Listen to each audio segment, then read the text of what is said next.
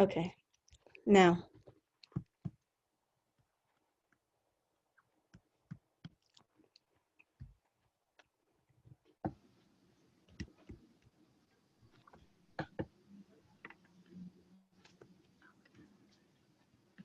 Hi, everyone. Thank you for joining us today for our fourth session of CEC 15's Diversity, Equity, and Inclusion series.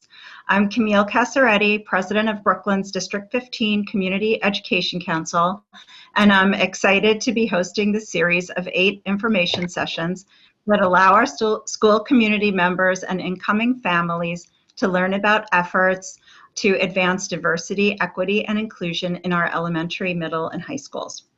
We've had some date changes for the next few sessions, so I will drop the schedule in the chat so that you can adjust your calendars. We're having a little bit of trouble with the screen share, so we might end up having a lot of links in the chat, but hopefully that'll work itself out. So our previous sessions gave an overview of DEI advancements being made in District 15 and in some cases throughout the city. Our speakers ranged from Department of Education representatives, early childhood experts, and education researchers. We talked about social emotional learning and how diverse, inclusive classrooms can lead to greater academic and social outcomes that benefit all members of our communities.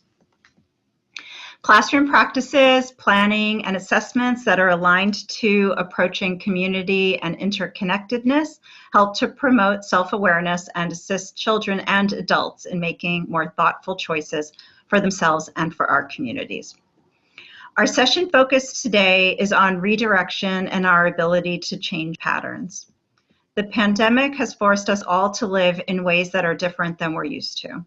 These major changes have caused a lot of anxiety and distress for adults and children alike. The loss of lives have left families grieving and unprepared. Housing, food, and job insecurity is affecting a large number of New Yorkers. We're fighting for social justice, yet the crimes against humanity seem unending. It's not unusual to feel scared, angry, confused, or even depressed. The feelings and weight of this time can often be overwhelming. Our hope for today is that you'll be able to walk away from this session knowing that you have more control over positive outcomes in your personal life and in our community than you realize. We often hear people use the expressions mind over matter, look on the bright side, or where there's a will, there's a way. All of these popular expressions are based on the power of positive thinking. We can overcome obstacles when we're motivated and willing to act. I'm sorry. But during a pandemic, or even when you're feeling down, it's hard to stay motivated. How do you redirect your thoughts and ideas, some of which you may have been living with for a long time? Changing your thought patterns can change your entire life. We've all grown up with a certain thought pattern ingrained in our mind based on what we've learned, observed, or inherited from our family relations. Some are more positive, like it feels good to help other people. But some can be more debilitating, like I have to succeed or I'm not worthy. These thought patterns are actual neural connections in our brain and have been strengthened over time. So changing them isn't easy. In fact, it's like retraining a muscle. It takes time and effort, but it's totally worth it. We all have the ability to change. That's one of our most distinguishing features as human beings.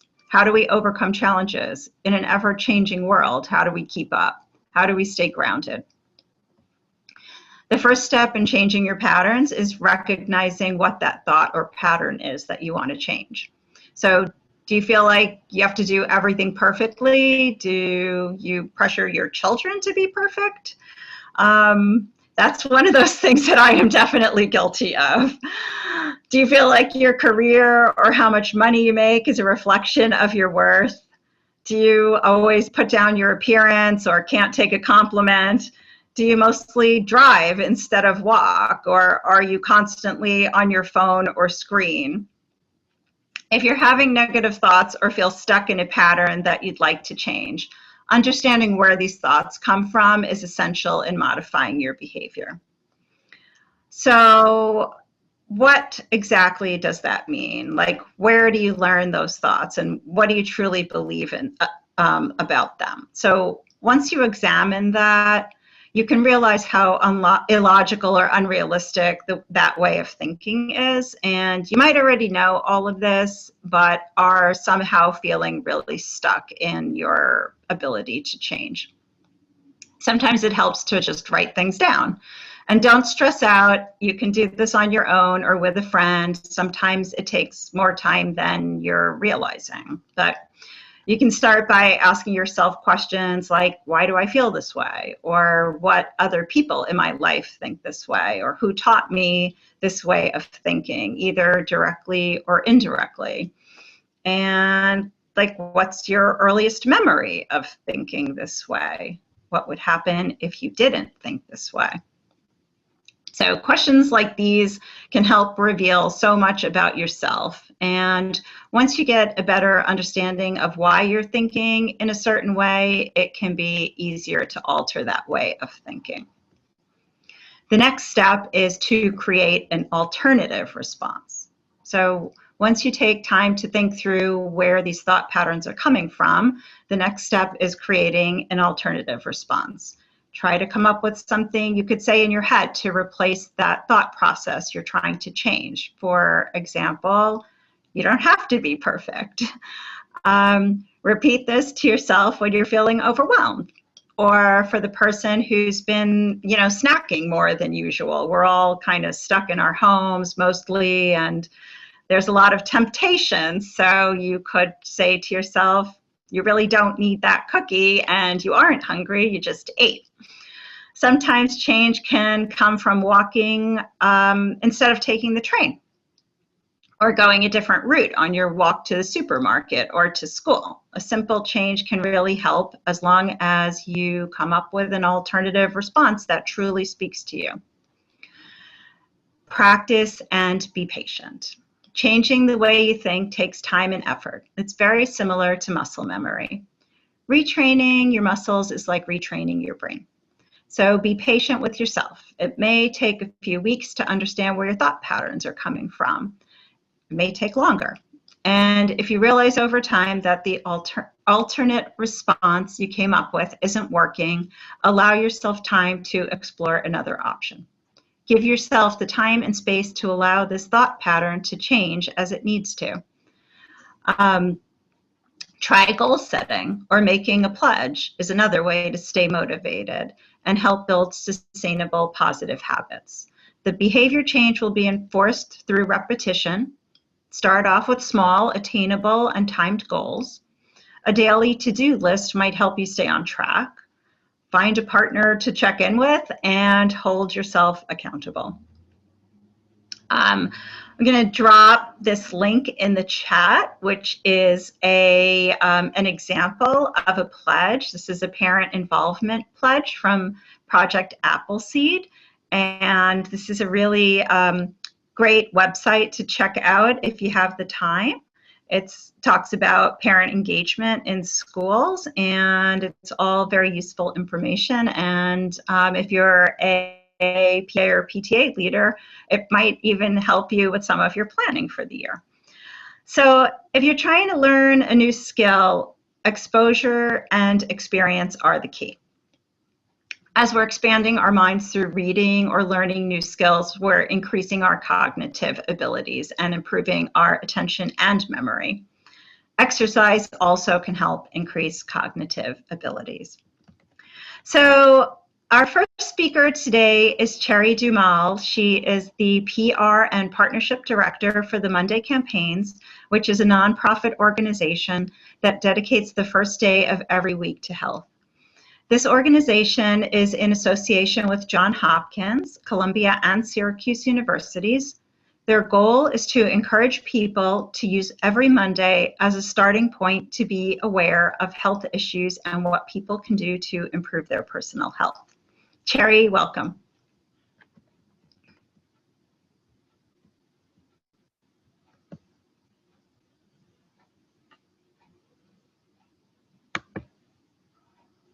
Can you hear me now? Yes, we can. Okay. So I think I was on mute earlier. So anyway, thank you again for inviting me here, and pleased to be able to share some information and insights to the attendees.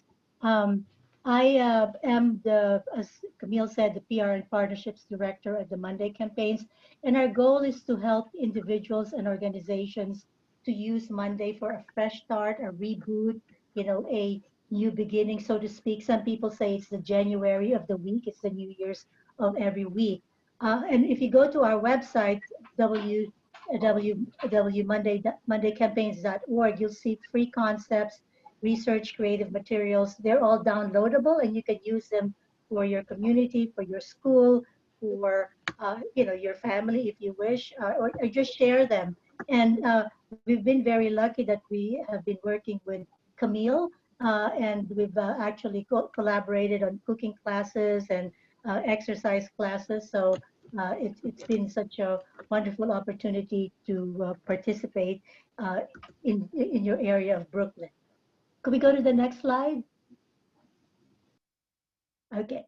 So let us just talk about the Monday Fresh Start and how it relates to redirection and our ability to change patterns, which is the topic of the day.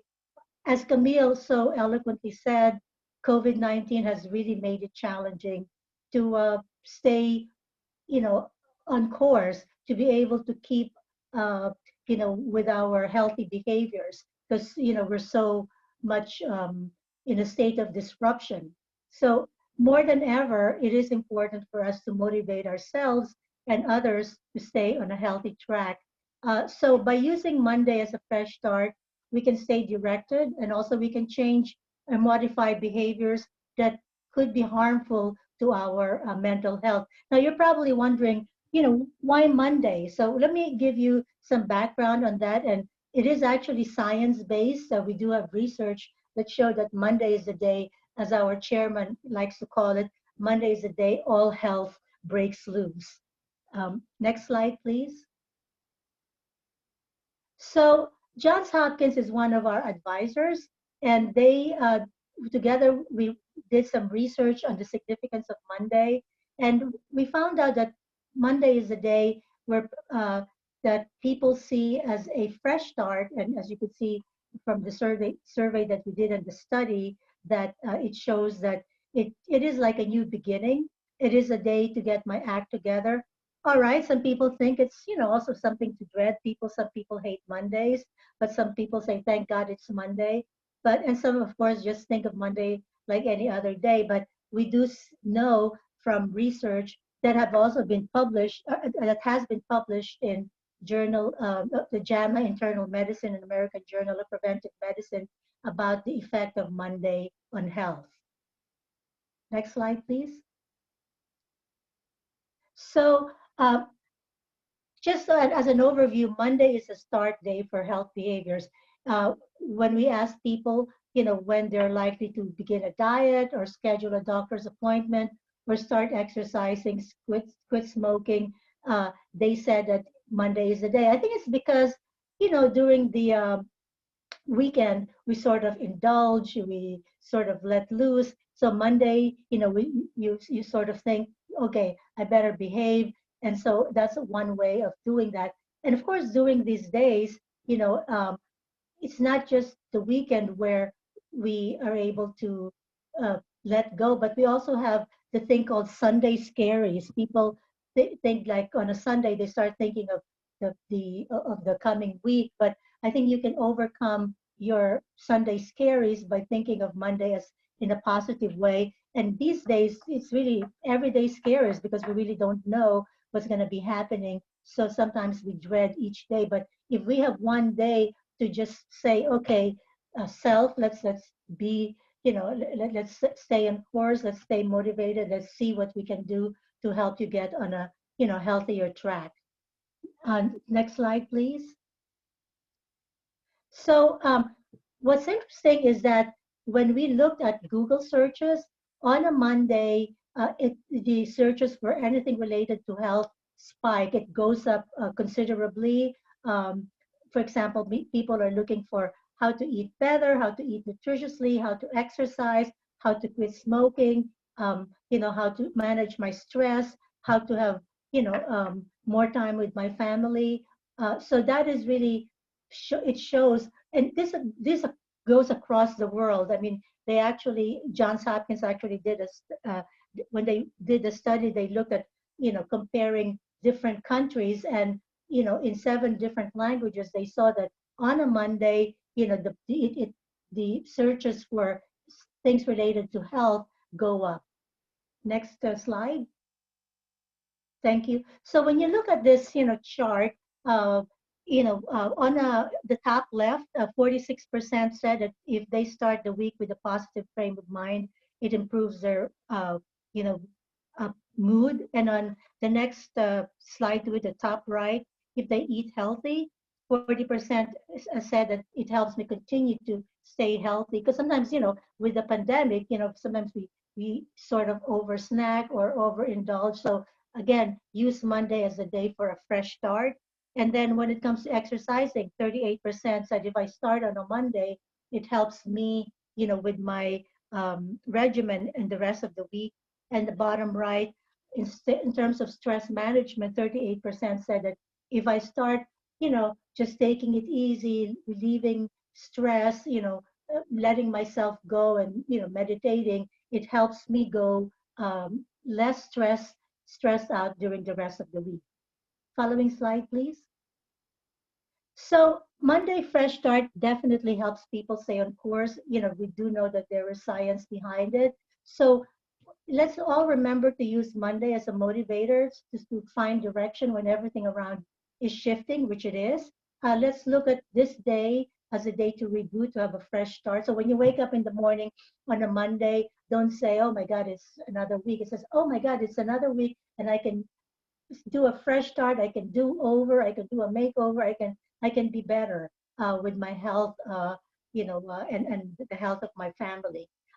Because again, it proves that research shows that when you begin the week on a Monday on a healthier track, it helps sustain the behavior. It helps modify your behavior for the rest of the week and beyond, which is what we want. Next slide.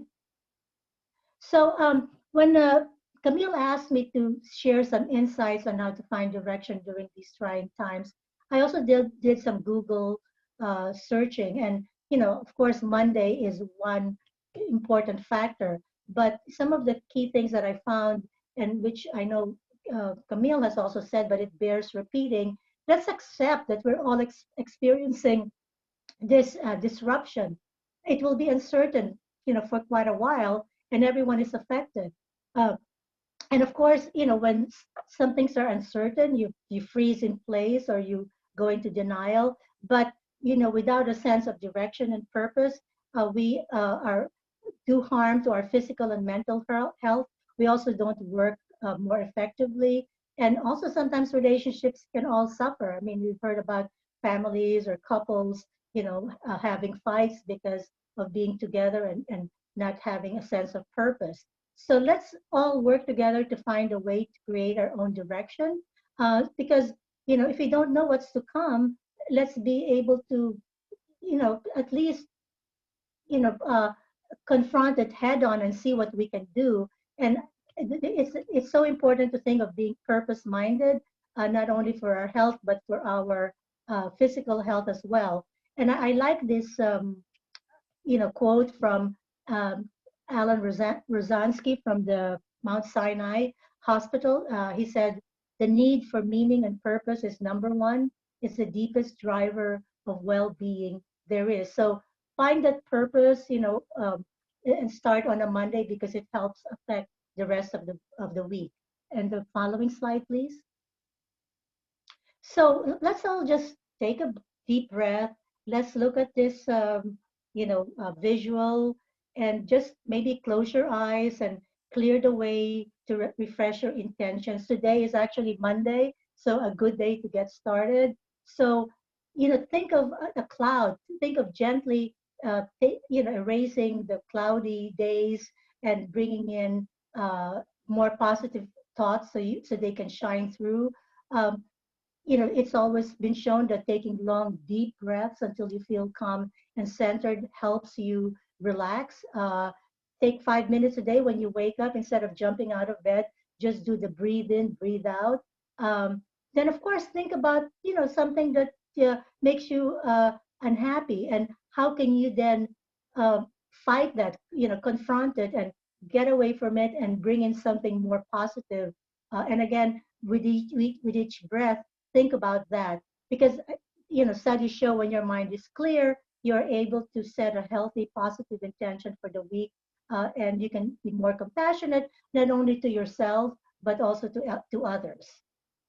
So think about this visual, or there are many other visuals on our website if you go to destressmonday.com. And our final slide, this is just gives an overview about what we offer. We cover everything is free. As I said, you can download. You can also contact me or contact Camille if you want to have something done in your school or your community. Uh, Healthy Monday is our overarching uh, theme for all the different healthy initiatives. Meatless Monday, Kids Cook Monday, those are the nutrition based. Physical Activity Movement Monday, doing a Monday mile. Quit smoking with smoking cessation, and of course, De-Stress Monday for stress reduction. So those are all available, and I'm happy to, answer any questions, or you contact me directly after if you want, and I'm happy to work with you. Thank you. Cherry, maybe you can drop your email in the chat. Sure. Everybody has that. You know, hear about the initiatives that the Monday campaigns are making and how these programs help support our school communities. With so many people living in crisis and just looking for some strength to de-stress and take care, it's great to know that these simple and easy programs are readily accessible. And you know how much I absolutely adore that cloud image. There's something about it that just makes me feel so happy. I just want to blow it up and hang it on my wall. It really speaks to what, the need that we're having, just feeling so desperate for, like a breath of fresh air. And so thank you for all of those helpful hints with trying to stay de-stressed. I just want to share this slide that comes from echotraining.org. I don't know if you can get it to come up, Saida, or not. Let me see. I have a photocopy here. I will just hold this up to my screen.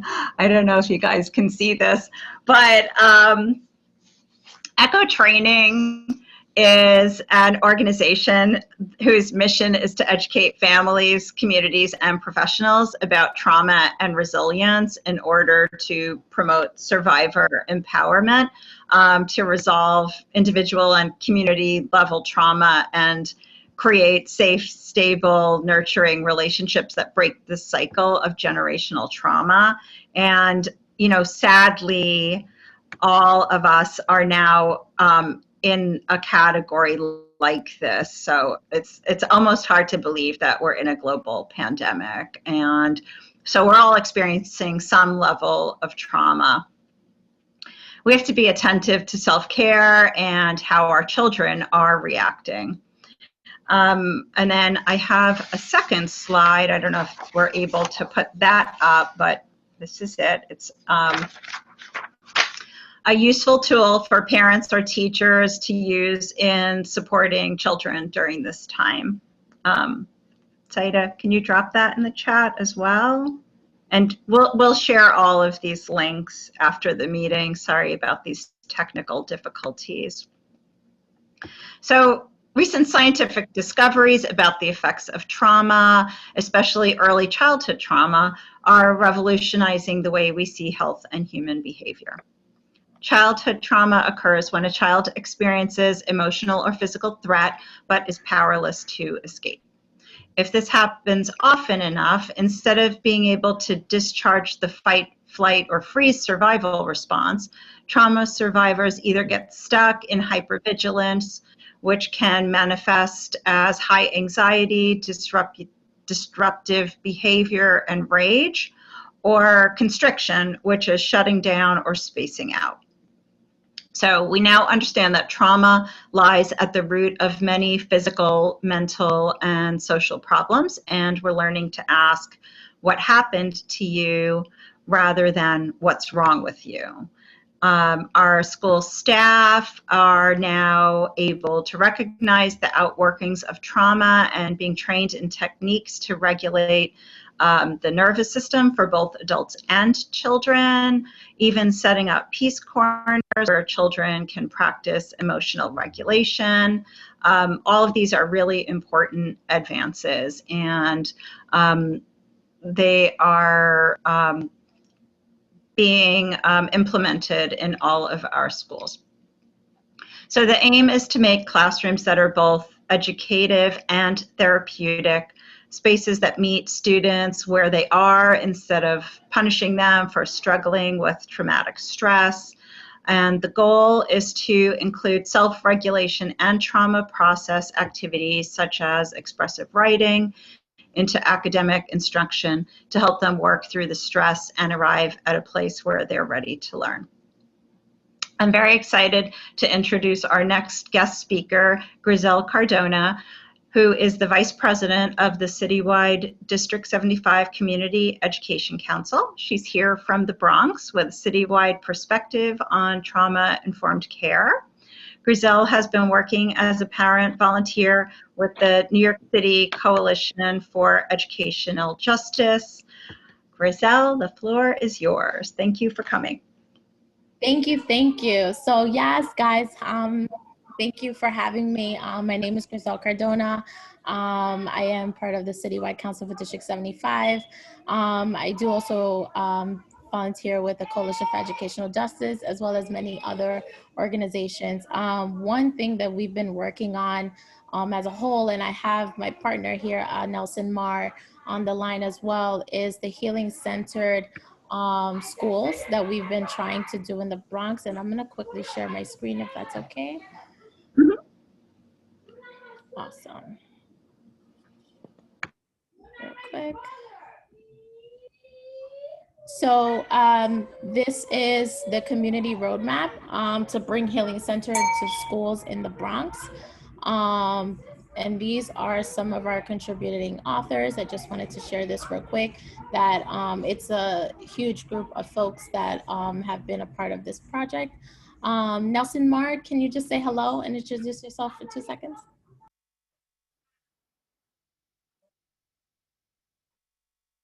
Is he on the line? Oh, he can't mute? Yeah, no, I'm sorry. I had a little trouble unmuting myself. Hi, good afternoon, everyone. Thank you for having us. As Griselle mentioned, my name is Nelson Marr. I'm an attorney at Bronx Legal Services. I practice in the area of education law, and been a part of, this bigger working group that Griselle has mentioned, the Healing Centered Schools Working Group that has been working on trying to bring some of these practices that Griselle is going to talk about to the Bronx and hopefully, to other places of the city as well. Because as was just mentioned, trauma is something that we've all been affected by, especially in the last 7 months. So thank you again for having us. Awesome, thank you, Nelson. So so today I'm here to talk to you about Healing Center schools. We'll discuss how they're important, and how schools maybe in District 15 can become healing centered. There is a roadmap that I'll put at the end after this so that you guys can check out at home and really read through it, because it's some good stuff. So what is a healing-centered school? A healing-centered school is one that takes a holistic, whole school approach to education that promotes healing, builds student strength, and is rooted in trauma-informed practices.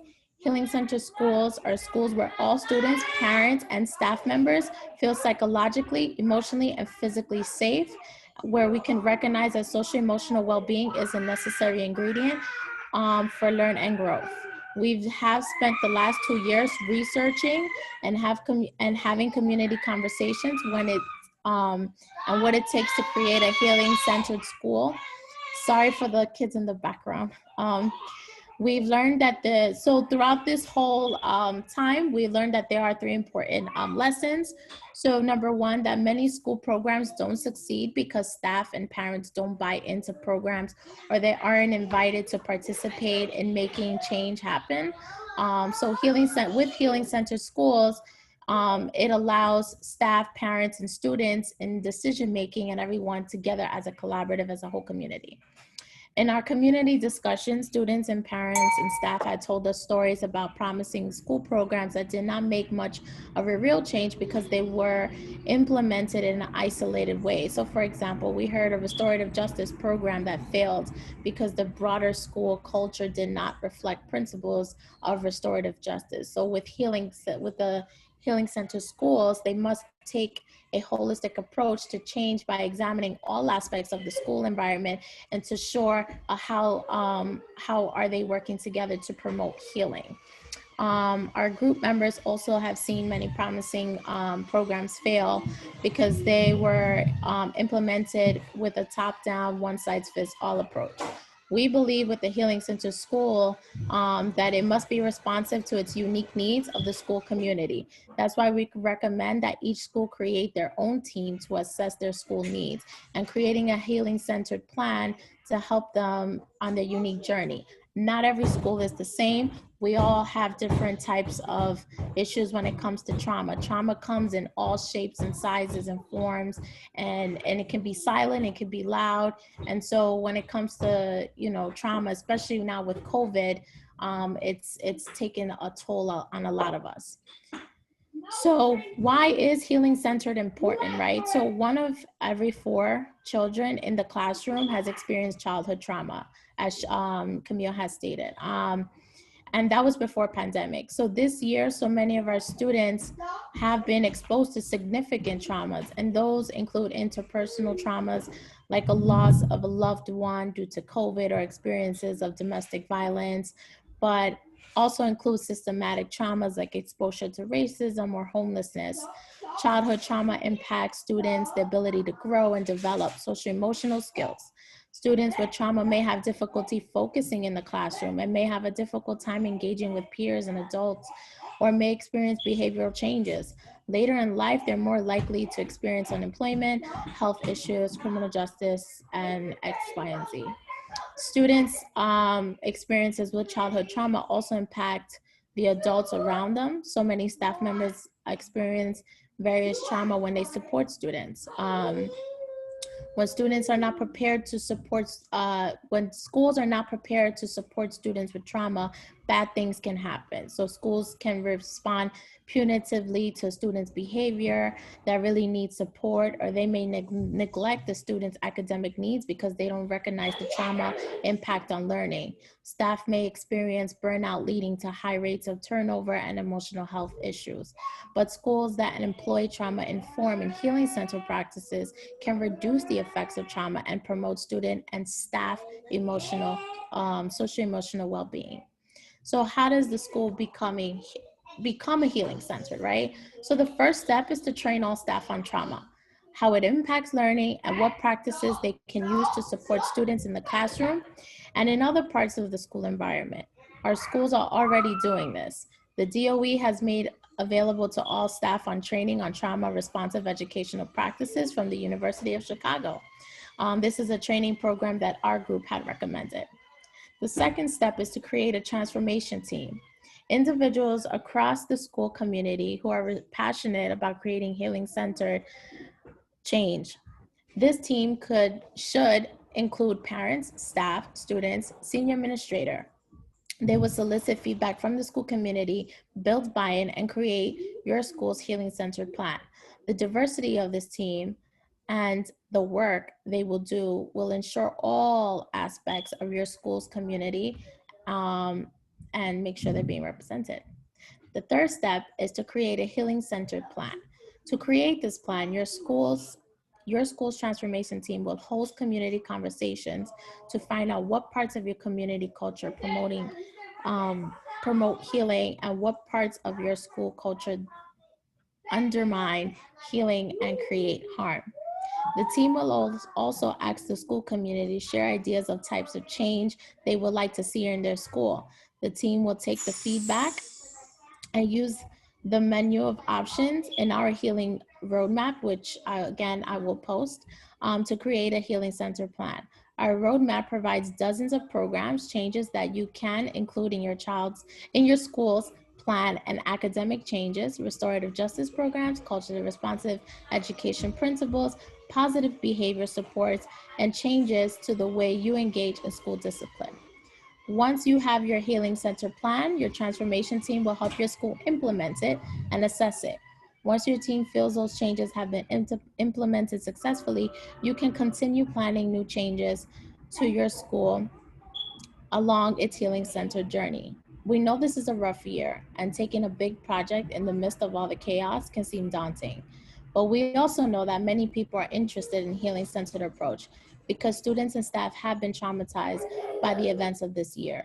This is why we want to help schools start this journey, and we want to make it easy for them to take that first step.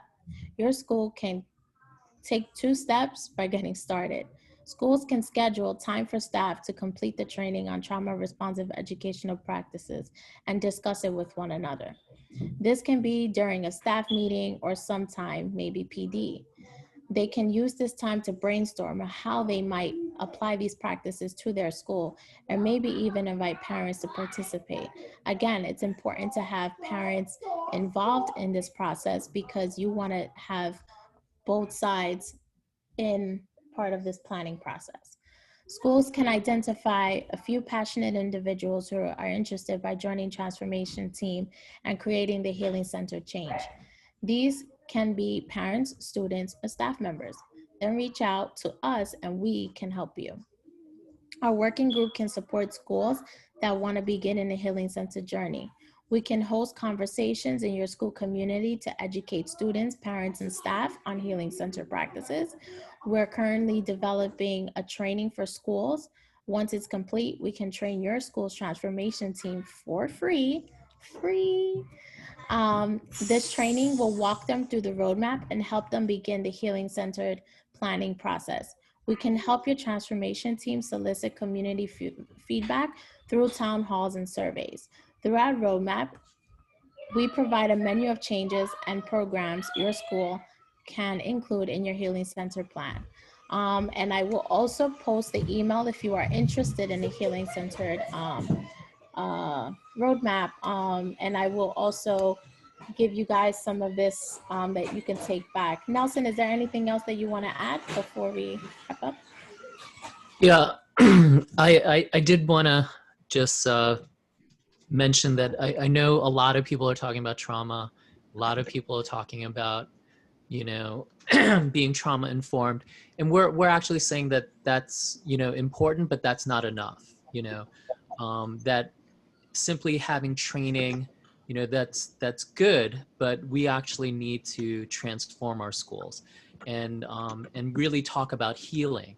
Because just knowing that children have experienced trauma, or knowing, you know, how to, you know, identify children who've experienced trauma is but the first step. And really, you know, we have to create environments in our schools to help children heal, because that's the only way we're going to create schools where, you know, we don't have to, you know, deal with, you know, kids having to get dysregulated because they're dealing with all these issues, whether it be from what's happening in school or what's happening at home or in their communities. So, so we really encourage, you know, those who are interested in taking this next step to definitely reach out to us at the Healing Centered Schools Working Group, and really, you know, start on this process of creating a school environment that really does benefit some of our most at-risk students. Thank you both so much. It has really been a great pleasure having you and learning about these programs. And we have number of people on the call from the District 15 office. I'm sure that they agree wholeheartedly because this is definitely the direction that District 15 is going in. Thank you, Grizel, for all of this information. And Nelson, very nice to meet you. Attendees on the call, if you are participating in your school leadership team meetings, definitely bring up trauma-informed practices. I'm sure your schools are already implementing many of them, but this topic really needs to sort of stay at the forefront in terms of the approach to learning, today and always. So it's unfortunate that a pandemic had to, bring this to the attention of everybody. But I do believe that District 15 and the DOE are moving in the right direction. And thank you again to Grizel and Nelson. Our next guest is Stacy Ornstein, who is the founder and director for Allergic to Salad, which began as a blog in September 2010, following the recipes and antics of Stacy Ornstein's after-school cooking class for elementary age students. Since then, the organization has grown exponentially as interest in teaching children how to make delicious, healthy meals has broadened. Today, Allergic to Salad services nearly 150 schools and sites across all 5 boroughs, reaching over 10,000 students annually. The conversation about equity and food insecurity and how food plays a role in our lives can open paths to open-mindedness around a lot of different issues. These topics are very much a part of raising healthy and adventurous eaters. So we're excited to have Stacy with us today to talk about positive thinking around new foods. Stacy, welcome. Hi, you hear me? You're a little fuzzy. A little fuzzy. All right, I'll just. No, that's good. That's good. Son's headphones. Can you hear me now? Perfect. Yes. Yep. Great. Great. Ooh, this is not what I wanted. Hold on. I'm very analog, so I apologize. I don't have any slides or anything. I'm pretty sure my second grader knows more about how to operate Zoom now than I do. So I just wanted to say hi to everyone and thank you for inviting me here today. The initiatives and discussions that everyone has brought up are also important, and I think the work of all the fellow organizations is fantastic. So just kudos and bravo to everyone. Camille asked me to come here today and speak a little bit about our curriculum and initiatives with Allergic to Salad, so I'm excited to do that. So a little bit more about Allergic to Salad. As said, it started as sort of a very personal project for me while I was teaching students healthy cooking in an after-school program in Manhattan. And this was at a time when sort of the cupcake craze was booming and businesses were opening up across the city, showcasing baking classes for sweet treats for kids and bringing these classes into after-school programs and into schools. And my initial reaction to all of this was that if kids are ever helping in the kitchen, it's likely that they are making all of these sweet treats, the cookies and the brownies and the cupcakes. And so I asked myself, sort of, are we really giving kids the tools that they need for future success by making cookies at school with them? And, you know, spoiler, I have a master's in education, and I was pretty sure that we could do better. And so sort of with that program, Allergic to Salad was born, named after one of my students who, whenever she saw something green on the table, would feign illness and tell me that she was allergic to salad. So that's sort of the quick background, but my belief is that cooking is a very magical thing. It's a way for us to travel the world from gazpacho to curry. We can explore different cultures and really connect through food. So I thought this was just such an amazing vehicle to learn from. You can learn languages through cooking, right? Not only are certain words specific to a language that we use you know, throughout all cultures, but also you could take, and we offer, you know, full immersion cooking classes. So I thought that was super, super amazing. It's also a science to follow a recipe, right? We can make a prediction. You know, will we see the outcomes that we expect when we cook a certain dish? And, you know, when cooking with kids especially, it's not always what we are expecting and what our initial predictions will be.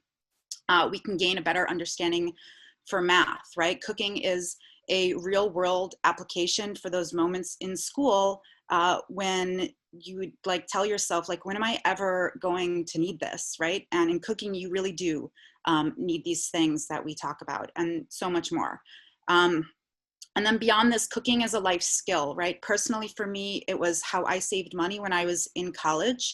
And through cooking, I became more conscious of my budget and also my health, right? So that while a bag of chips is delicious, I started to understand nutritionally through cooking that that bag of chips was pretty empty, and that for less money, I could buy and eat an apple that would fill me up in a similar manner and was actually good for my body.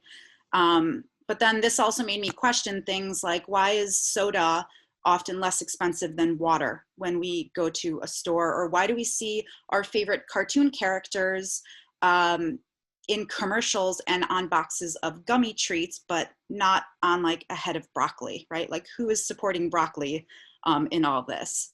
And I thought, you know, like, what is happening here? And what are these questions that come up just through the act of cooking and sharing food? And all we had to do is sort of stir the pot a little to really get into it. So in creating Allergic to Salad, it was very important for me to bring all of this to the table. And I think that's what really sets Allergic to Salad and our curriculum apart from other culinary programs that are out there. So every year we tweak our curriculum. We are very conscious of our students and their backgrounds, even across all 150 schools, where we are very aware of the cultures that we are reaching. And we strive to represent as many of these backgrounds as possible and as many of these cultures as possible, while also working to diversify our own team. So it's our team of educators that are trained in going into schools leading our programming. And we also want to connect cultures, right, and bridge understandings between them. And an example of this is that when we're making something, say like kimchi in class, it's always amazing to hear the discussion and the aha moments when students of all backgrounds start to share and understand how their family and their cultures also ferment food historically, and whether it's pickled turnips from Egypt to green tomatoes in the South. It's very cool to hear those students share that, and it's just an amazing cultural discussion that they can have. And what's amazing is that through these connections, not only can we understand each other better, but it also allows our students a comfortable door to sort of explore new foods that they would normally say, like, this is gross, this is disgusting, kimchi, that's weird. And it's like, no, okay, I can understand that it's like my culture also has something similar, and I eat it and I like it, so maybe I am willing to try it from this other culture. And so knowing how to cook is not just fun, it's also a life skill. It takes us away from the reliance on big business and fast food, and it puts the power into our fork and onto our plate. Cooking and eating is very much a political act, and we explore these ideas in our classes, whether it's from globalization, right? Why is there cilantro in Southeast Asian cuisine and also Caribbean cuisine? How does that happen? And access, we talk about food deserts and why can some neighborhoods in New York City have access to some foods and not other neighborhoods. And we talk about equity. And we ask our students to explore these concepts of social injustice within just the food system, but how it connects to the rest of the world, and how we can make positive changes for ourselves and our families and our communities all through cooking. So the majority of our programs are paid through city funding in connection with DYCD after-school programs like Beacon and Sonic, as well as PTA-run after-school programs. And then we have a handful of schools that do bring us in for in-school enrichment, or more and more these days, we're doing some one-time virtual field trips for classes or for schools, or sort of family engagement stuff. We're a certified WBE also, so our programming can count towards CCLC 21st Century MWBE minimums or other state and federal funding that have similar MWBE requirements. So with that, on Monday, October 26th, so you can start, as Sherry says, your week off healthy. Also, I know that they do a Kids Cook Monday campaign too, so you can get your kids cooking as well. And I hope you'll join us. So in collaboration with CEC 15, we're going to be hosting a special cooking class to celebrate Indigenous cultures. And we'll be making roasted vegetable tacos with homemade tortillas and a bean salsa. So it's a great class. It's a lot of fun. Students love it.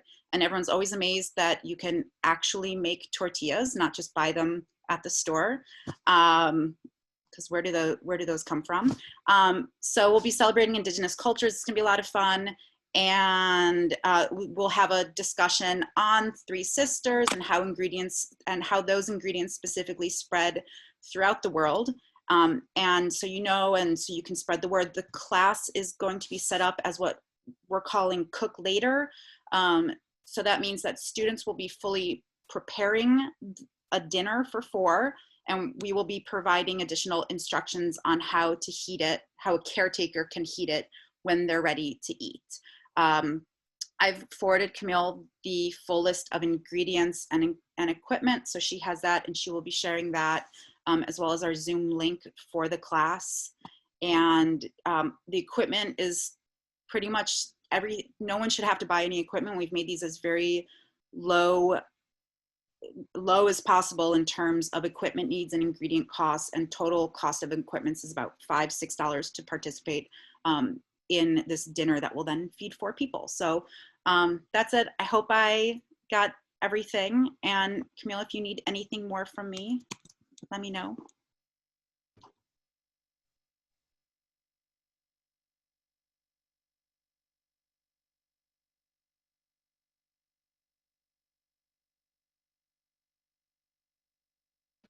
Can you guys hear me? No. Yes. You can hear me. Yes, we can hear Okay, you. sorry. For some reason, I got a pop-up saying I was not muted. Yeah, super excited about next Monday. Anybody on the call, if you want to be first to receive that link, make sure you write to CEC 15 at schools.nyc.gov, but that's going to be going out later today. Wow, this has been such an amazing session of health and wellness. Our next and final speaker is Tibel Reyes, who is the Senior Program Manager with Elevate Education. Since 2016, Elevate Education has been working with more than 500 schools across New York City, with the focus of introducing effective study habits and routines for students and families. Elevate Education facilitates fun, engaging workshops that share practical ways of reinforcing these habits in the home. Tibel, take it away. Thank you so much. And Stacey, I have to say, you made me quite hungry. I hope to be joining. We're a family of 3 here, but I eat for 2 people, so it works out. So really looking forward to being a part of that. Thank you so much, Camille, for allowing me to share just a little bit about what Elevate Education is doing across the city. I do want to just kind of give just background, some context as to where we are currently. As Camille mentioned, we've been working since 2016, partnering with over 500 schools. Last year, in fact, we were working specifically with 300 schools up until March, and of course, the pandemic occurred, and we were working primarily with many students But then a lot of our community school leaders began reaching out to us and asking, hey, do you have any resources for our parents? And we did. But then we wanted to become much more intentional with the work that we were doing with parents. So one of the things that we did, we started interviewing all of our parents and surveyed a few with our real trusted partners who had been with us for a few years. So, and we received about 250 responses asking the different topics and areas that they wanted additional support. Now, my wife and I, we have a fifth grader here, so we immediately saw some challenges and obstacles, this whole remote learning world and working from home, and where parents now have become teachers, guidance counselors, social workers, gym teachers, cafeteria staff, personal secretaries, assistant, a little bit of everything. So we began to really collect some information and seeing where parents wanted some additional support. Specifically, again, with our focus on building habits and routines that really promote conducive learning and setting up some effective study habits, because that's what we know, and that's what we were training a lot of our students, our scholars in. So I just want to quickly share a little bit of the resources, some of the workshops that we facilitate and we run, because of discussing with Camille, we'd love to offer one of the free workshops on the district level, and then see and if we could partner with schools, if there is interest there, and we could just have some discussion around that. So one of the first topics that parents began reporting was like, I noticed around our time management habits in my child, I would like to build some routines and consistency around that. So that's one of our I would say currently one of our most popular workshops that we're running is that of time management, how to build systems in the home that we can revisit together as a family, build some schedules around it. Because I think it's easy to say, during the day while, the child might be on their laptop and their screen time working. But after that, once that's closed, what are we doing as a family? What is our children doing? How are they managing their time? If they're anything like my little one who loves making slime, it might be wanting making slime or playing with her hamster like she loves so much. But the idea is building some time blocks, some scheduling there, and how we can build that as a routine, as a habit. So then, by the time we practice it enough, that 7 o'clock hits. Hey, 7 o'clock means reading for 20 minutes of the day. Now, of course, that doesn't mean that, we're going to have that built in 100% of the time. But if a child can follow the routine, let's say 50% of the time, that's 50% of the time where there's some structure there, right? So we have another session all about goal setting and motivation and how important that is. Again, if you're anything, I'm sure this pandemic has taught us how easily sometimes we can lose that motivation and lose sight of our goals. To be honest, even many of us might have planned, and this pandemic said, no, your plans are changing. So the idea is, how can we short-term plan a bit with goals in mind on the academic side of things, but more importantly, just as a family, how can we build goals together? I was facilitating this the goal setting workshop a couple of weeks ago with a parent, and the parent reached out to me, thanking me, emailed me and said, I hadn't thought of the idea of goal setting for myself in years. And I know that I am, children model, it's modeled behavior here. So I have to not only think about myself now, like how can I expect that of my daughter if I'm not doing it for myself? So which is awesome to see. Like I created a little vision board, a short-term plan for myself, and I shared it with my daughter. So she started building one together, which is awesome to see. So that's another session that we share. We have another all about procrastination. That's something that and I'm sure many of us are guilty of, leaving things for last minute. But the idea is if we can break that habit early, like this is the opposite, right? Instead of just introducing a new habit, the idea is breaking this habit of procrastination and in fact introducing new ones, such as working off deadlines, to-do lists, and effective prioritization and what that might look like. So we walk parents through that again, because again, this all aligns with setting our children up for, let's call it, optimal performance of achieving, where if they're, if they can manage their time effectively, if they're setting some goals, if they're avoiding procrastination, that could really link to academic success.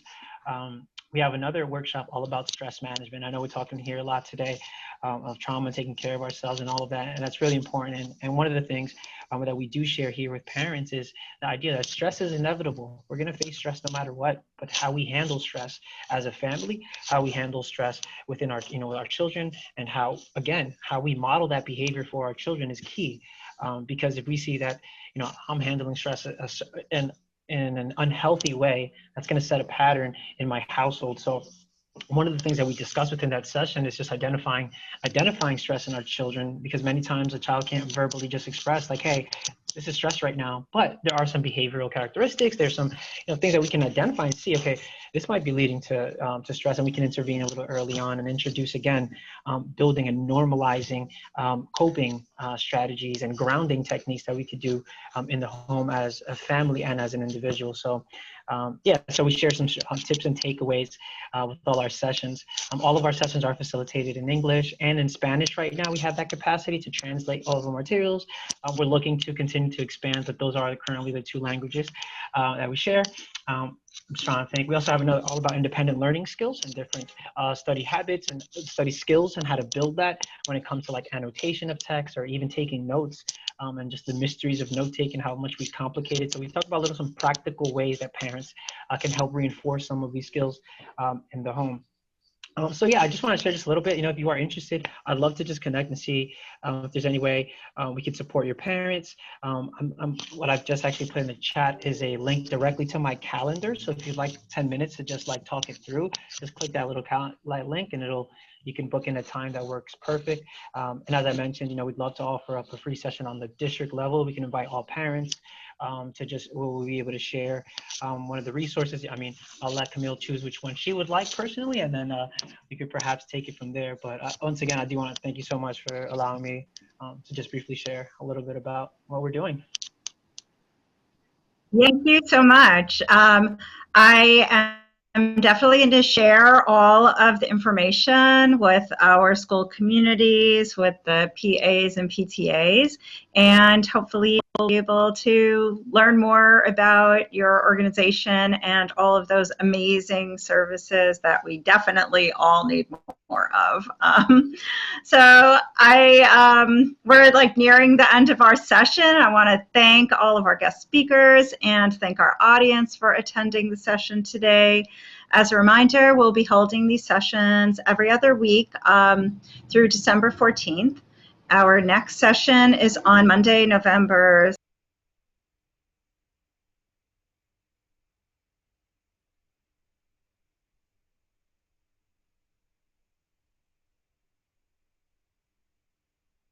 3rd together. If you'd like to review our prior sessions, you can find the video recordings on cecd15.org, our website. And I just dropped some fun skills you can learn at home in the chat. And do save the date for Monday, October 26th at 5 p.m. for the family cooking workshop with Allergic to Salad. So thank you all. Stay safe, everyone, and do enjoy the day. Thank you.